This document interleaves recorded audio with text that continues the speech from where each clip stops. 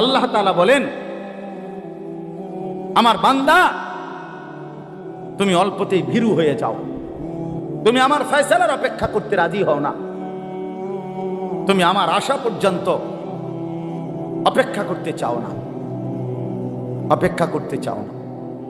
আজকে বলেন তো, ইনসাফের সাথে বলেন, যে মুসলমান বাবা 16 বছরের, 18 বছরের, 20 বছরের ছেলেটাকে দুনিয়ার দেশে হোক বা বিদেশে হোক উপার্জনের জন্য হয় বিদেশ পাঠাবে, নয়তো দেশে কোনো কামাই রোজগারি করাবে, এই জন্য সে প্রকাশ্যে স্পষ্টভাবে বুঝে শুই না সুদে টাকা নিল, কিস্তিতে টাকা নিল, হারামে টাকা নিল।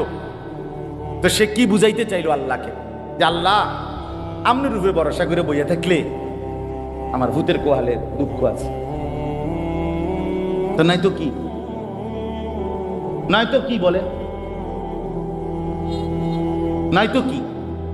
আমনের কথা মতো এইটা হারাম সেইটা হারাম ইতান লইয়া বইয়া থাকলে আমার চলতাম, আমার এখন টাকা দরকার, আমার এখন দরকার। কি পরিমাণ বদনসিব মুসলমান! কিভাবে আমরা আল্লাহকে ভুলে যাই, কিভাবে আমরা আখিরাতকে ভুলে যাই, নিজের কবর ভুলে যাই।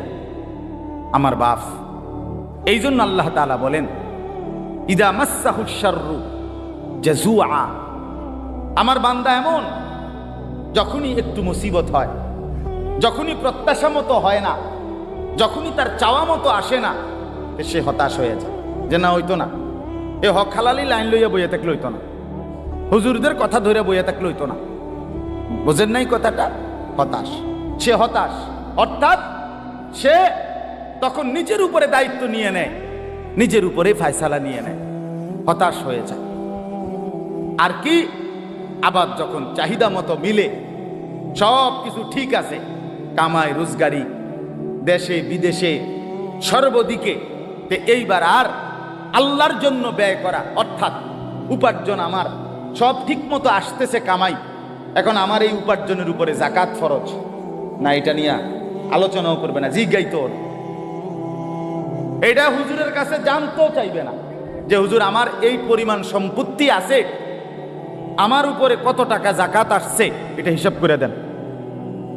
দিছি হুজুর, দিছি, এটা দিছে না, দিছি আল্লাহর মধ্যে যে লুঙ্গি দিছি যাকাতের উর্ফি দিয়ে গেছে, লুঙ্গি দিছে, আইডিয়া করে লুঙ্গি দিছে, মানে 200 লুঙ্গি দিয়ে দিছে, কথা বুঝছেন? আইডিয়া করে দিয়ে দিছে। যাকাত কি আইডিয়া করে দেয়? কথা বলেন না কেন?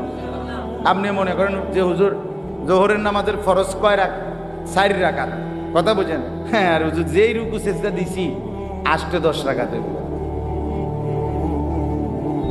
এই নামাজ হয়েছে তো আপনারে এত এত ভালো, অত ভালো না,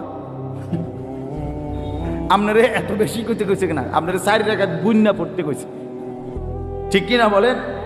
তাইলে আল্লাহ তাআলা বলেন, মানুষের স্বাভাবিক তবিয়ত হলো যখনই সে পায় না হতাশ হয়ে যায়, আল্লাহর উপর থেকে ভরসা হারিয়ে ফেলে, আর যখন পায় আসে তখনও সে কৃপণতা করে, বখিলি করে, আল্লাহর হক, আল্লাহর হুকুম পালন করতে কার্পণ্য করে। কি পরিমাণ